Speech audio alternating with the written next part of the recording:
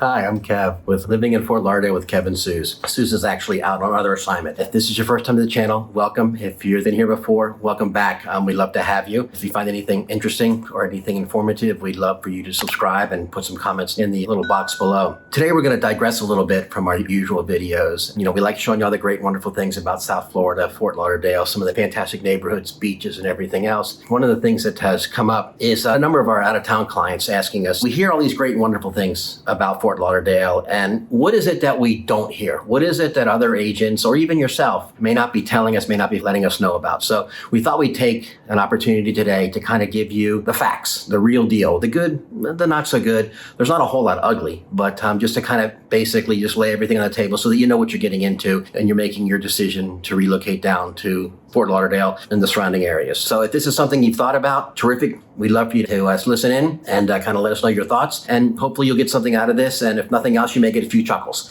So we're going to try to keep it as informative, but also as interesting as we possibly can. So here we go.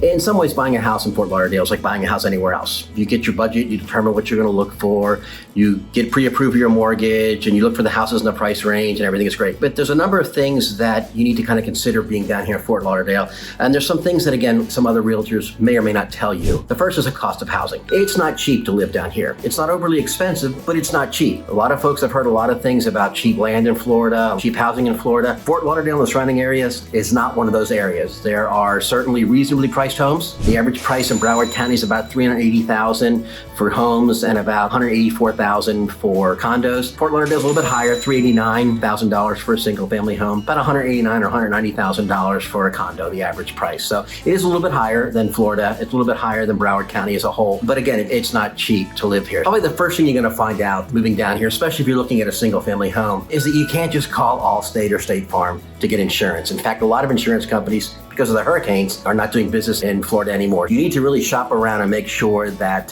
what you're looking for is something that the insurance company will look to insure. Some of the homes because of their age, some of the homes because of the location, some of the homes just because of other things that have gone on in that area, maybe proximity to the water, whatever, are much more difficult to get insurance than some other homes are in other parts of the country. Condos and townhomes are a little bit easier because you have an association, which we'll talk about in a few minutes, kind of backing you up on those. But single family homes can be a challenge in getting insurance. It's not surprising at all to find that insurance for a 3-bedroom, 2-bath house in Fort Lauderdale surrounding area could be as much as $3,000 or $4,000 a year, or even more, depending upon where you're located. Insurance is something you definitely want to consider and you definitely want to be looking into. That's a lot of money. The other thing is that in other states that we've lived in, a lot of times when you buy a home, the property tax that you're going to be paying on your new home is pretty close to what the property tax is on what the previous owner was paying. Not in Florida. In Florida, property tax can vary depending upon a number of different things. The homestead exemption, you need to file for it after closing, gives you $25,000 off of the assessed value, an additional $25,000 off of all the assessments except for the school assessments. So you may or may not have had this where you're coming from, and you may or may not qualify depending upon whether or not you own other property in Florida or if you own investment property or whatever else. So take a look around. Again, you need to know that the property tax that you're paying may not be what it is that you saw on the report that a realtor gave you, or it may not even be what you saw on Zillow or Trulia or any of the other websites that have property information. Title insurance. Title insurance is kind of one of those weird things that everybody needs and everybody gets, but you don't really know why you need it or why you get it.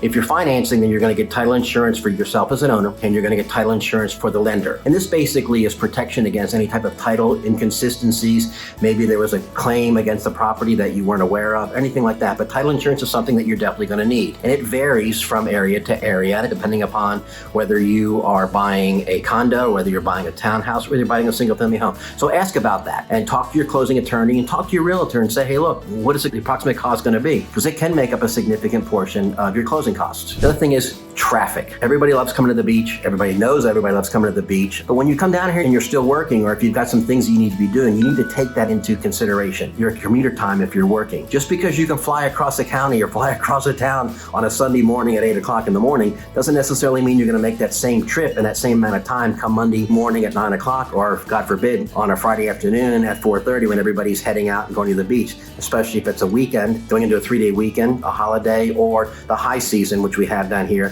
when a lot of other folks come down here to get away from all the cold and all the snow and the sleet and everything from up north. So you need to take that into consideration, and we'll talk a little bit more about traffic and some of the other things that go on, but you need to take that into consideration, the commuting time. Schools. A lot has been said about schools in Florida, some good, some bad, some not good, some not so bad, whatever. Each county is a school district, but not each school is the same. And there are a lot of other schools, charter schools, magnet schools, private schools that may or may not factor into what your decision is.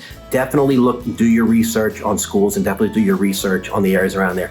Make sure that you reach out to your realtor or your realtors and find out what's going on in the schools area, especially if schooling is a primary concern for you, for your children. And it also should be a secondary concern or possibly a tertiary concern if you're looking for resale potential, because it may well be that some of the home that you're buying now, if you choose to resell it in a couple of years, somebody's going to buy it, may ask you the same questions about the schools, and you want to make sure that the school systems are in good shape and that you know what all the alternatives are and everything else. So schools are definitely a consideration and a factor that should be asked and should be answered. This is one of my favorite topics, and it's also one of my biggest pet peeves: the homeowners associations and the condo associations. If you're not from Florida and you haven't lived here before, and you've dealt with HOAs where basically they're almost like civic associations, everybody gets together for a 4th of July picnic in a neighborhood, and everything is great, everything is wonderful, and if there's anything that comes up that somebody's trying to do something to erode the value of your property in your neighborhood, everybody bands together and raises their hands and goes and fights. In Florida, in some cases, it's still the same. However, there are also a lot of homeowners associations, and especially condo associations, for those of you that are thinking about condos, that you need to be cognizant of, and you need to know what they're made up of. They're made up of what we call condo commandos. These are people that have been elected by you to serve on a board to represent the owner's best interests. However, in many cases, many cases, they only serve their own best interests, okay? In many cases, they will not allow things to progress. For example, we'll talk about leasing and whether or not the property that you're buying can be leased or can be rented out. In some cases, it's not a problem. In other cases, covenants and very, very strict restrictions on whether or not you can release. You need to look into that and find out. Especially if you're buying a condo, you may want to buy it, live in it for a year, and then rent it out for a year. Maybe you want to live in it for 6 months out of the year and rent it the other 6 months. You need to find out about this. These condo commandos and these homeowners associations have very, very strict rules and regulations and covenants that you agree to by virtue of giving you 1.5 pounds of paper to look at. So again, make sure that you ask your realtor, are there any restrictions on anything that you're thinking about doing from a leasing or from an investment perspective? I cannot tell you the number of deals that have died, the number of people that have gotten very, very upset because they found out at the last minute, oh, you can't rent this out. Or, oh, I can't have a pet, or, oh, I can't do this. So again, make sure that you find out what's going on with the associations. Now, to help you do that, the associations are required by law to have covenants and bylaws that are to be given to you by the seller and by the association. So make sure that you ask for that information. Make sure that your realtor is getting that information for you. It sounds kind of funny, but it's not really, because we've had it happen a couple of times. We are in South Florida, and we are in the path of a lot of hurricanes. Now, we've dodged quite a few of them. I think the last big one that came through was 2017 for Irma, but it came through and it took a turn, but you need to be prepared for that. In some cases, the weather's going to turn really bad, especially from June through the end of November, which is our hurricane season. Weather can turn really, really bad, can get really, really rainy, can get really, really nasty. Power outages can become a commonplace. Also, you need to understand that in some cases, depending upon where you are, if there's a hurricane warning coming through, a hurricane watch, you may have to evacuate. You need to understand what that means. If you are east of a certain point, for example, Federal Highway, which is the closest major roadway to either the Intercoastal Waterway or to the Atlantic Ocean, then you're going to have to either evacuate or you're not going to get any services, which means if you call 911, they're not going to come. So it's not that they don't want to, it's just that basically they'd rather you be safe and evacuate, follow the evacuation pass. Doesn't happen often, but you need to know about it. There's also other aspects of the hurricane as far as, does your property require impact windows? Does it require shutters? Are you above the floodplains, all kinds of stuff like that. Make sure that you ask your realtor about that and get all that information, especially if you're buying a single family home. If you're in a condo or a townhouse, the association may and should have all that information for you. But just again, make sure that you ask these questions and get these questions answered.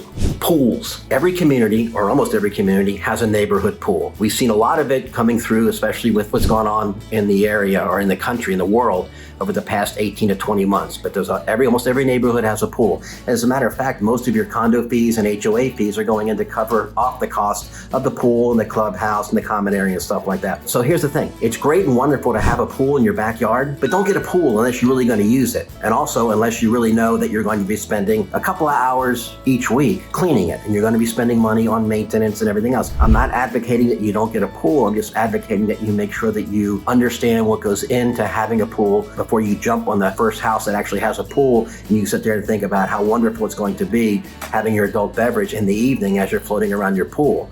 You just need to make sure that you're ready to take on the responsibility and the cost of maintaining a pool. Also, pools have filters and they have other aspects of it that need to be maintained and cleaned. And pools between 7 to 10 years may actually require resurfacing depending upon how well the pool was maintained before you acquire the home. So again, make sure that you're really ready for a pool and you really want to have a pool. It's a lot easier sometimes to just take a walk with a little cooler down to the community pool and hang out with your neighbors and hang out with your friends. So again, just make sure that you understand that. If you're not sure, make sure that your realtor provides this information to you. We talked a little bit about it before with the associations and whatnot, but let's talk a little bit about lease restrictions. And what that really means is that Florida's the first place that we've ever lived in where basically you have associations that can pretty much tell you what it is you can and can't do with your property, even if it's a single family home. Where we come from before, if I wanted to blow my house up, I possibly could. Are you serious? Nobody really cared, and I didn't need to have any permits or anybody's permission or anything like that. Down here, there are a lot of things that go into determining whether or not you can lease or rent your home, and how many times you can lease it, how long you can rent it for, lease it for, who you can lease it to, are there requirements around their financial capabilities and everything else. Make sure that before you buy, especially if you're looking at a condo or a townhouse that's part of an attached community or a multifamily unit, make sure that you ask your realtor exactly what's going on. If your realtor's not telling you, then chances are either they don't know, which may be the best case scenario, or they know and they just don't want to tell you. So ask these questions. Many times, if you don't ask the question, the presumption is that you already know the answers. So just make sure that you ask the questions. Now, this is going to sound kind of weird, okay? And we only really have it down here and some of the other areas where there's a lot of creeks or rivers going into bigger areas, like, for example, the Gulf of Mexico. Down here, we have two huge waterways. We have the Atlantic Ocean, and we also have the Intercoastal Waterway. So one of the things that's a consideration, especially if you are a boater, are fixed bridges. Now, what a fixed bridge is, basically, it has a predetermined fixed height. Typically, it's 65 feet in height off of the water, which means it'll accommodate anything that has a height of up to 65 feet. However, that may change depending upon tide or other things. It also may determine whether or not you have a boat or a ship. If you have a large watercraft, look for areas for drawbridges. Make sure, again, it's a consideration. We see it happen all the time. If you're looking at a drawbridge, recognize that you may have to wait if you're on the water for the drawbridge to open and close. And if you're in traffic, you may have to wait for the drawbridge when it goes up or down. Again, contributing to some additional traffic frustration, congestion, confusion, especially during the high season and the holidays. So again, fixed bridges, just ask about them. And most everybody knows about them, and they're more than happy to tell you, and everybody has a great story about it, almost guaranteed. Parking, availability, and cost. We're at the beach, or for the most part, we're hanging around at the beach. And everybody wants to go to the beach, especially when they're coming from some places cold. There's only so much space and area down there. So sometimes you need to make sure that where you're going has adequate parking for you and that the parking is reasonably priced. I have seen times where we've gone to the beach just for parking alone. We spent $30 to spend a day at the beach. That's expensive. Over time, a couple of days a week, that gets to be pretty pricey. So make sure parking and the availability and the expense. Now, some of the areas will give consideration to the residents. For example, Pompano Beach. If you're a Pompano Beach resident, you can get some accommodation there. Deerfield Beach. Also, both of those are areas right outside of Fort Lauderdale proper. But again, check to make sure if you're going to be going to the beach, if your main reason for coming down here is that you have the way to get to the beach where you're not going to be going broke paying for parking. This next thing is going to make some people laugh and some people are going to look at me like, you got to be kidding. Railroad accidents. Now, this is something that to me was basically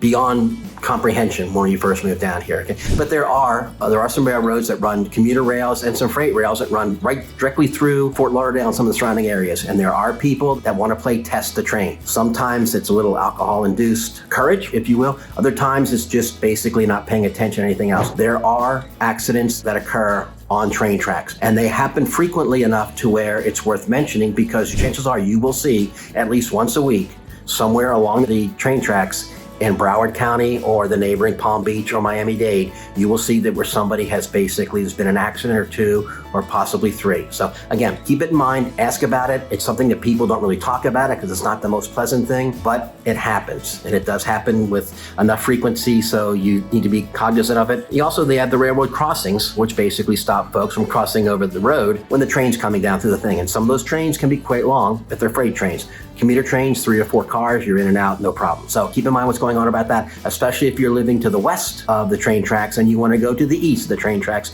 towards the beach. Now, this really isn't the most pleasant thing, but we do have crime. Okay, and even though Fort Lauderdale and the surrounding area looks like paradise and people perceive it as being paradise, we do have crime. There is crime that goes on around here, and it's something you need to be cognizant of. Some areas are better than others, and you just need to look to see basically what fits in with what you're looking to do, and are you comfortable being in that area? Because I don't want to paint the picture that there is no crime down here, because basically it looks like we all live in paradise because we run to the beach and have a pina colada in our hand and everything is great and wonderful. There is crime down here, so you need to take that into consideration when you're looking for where you want to be. Also, for whether or not you want to be in a condo, a townhome, or a single-family home. It depends upon the area. So keep in mind and make sure that you talk to your realtor about that. Houses themselves. South Florida and Fort Lauderdale has a unique look for the houses. It's pretty much not like anywhere else you've ever been, with a possible exception of some areas of Southern California. But it's basically, they're single-family homes. There's a few multi-level homes, and most of them are single-family homes. None of them have a basement. Some of them have attics and everything else, but it just looks different. It just looks a little bit different, and you need to make sure that you're cognizant of that. If you're going to be looking for your traditional Cape Cod that has a basement or a room downstairs where you can go down and do your stuff, it's not going to be here. South Florida, Fort Lauderdale area is made up of 3 components: coral, limestone, and sand. So basically, you're not going to have basements. You're not going to have a lot of stuff that you would have other places in the country. Even if you go further north into Florida, where it's not quite as defined as limestone, coral, and sand, you can have some areas where there's basements, but down here, no basements, and they're all basically one-level homes. Well, it may seem like we're trying to paint this really bad picture and trying to discourage folks from coming down here. It's actually quite the opposite. We want to make sure that everybody knows what they're getting into when they're coming down here. We want to make sure that everybody understands what's going on here. South Florida and Fort Lauderdale in particular is a wonderful area. Susan and I have been down here for a number of years, and we absolutely love it. We just have a wonderful time, a great lifestyle and everything else. But there were some things that we really wish we knew before we came down, and we wanted to make sure that folks know this before they come down too. As I said, we're local realtors. We love doing what we're doing. We love to help out in any way that we can. If there's any questions you have, if there's anything that we may have covered in here you want more information on, drop us a note in the thing below. Hopefully you found some information in here that's interesting and informative. If you will, go ahead and subscribe. And thanks for tuning in.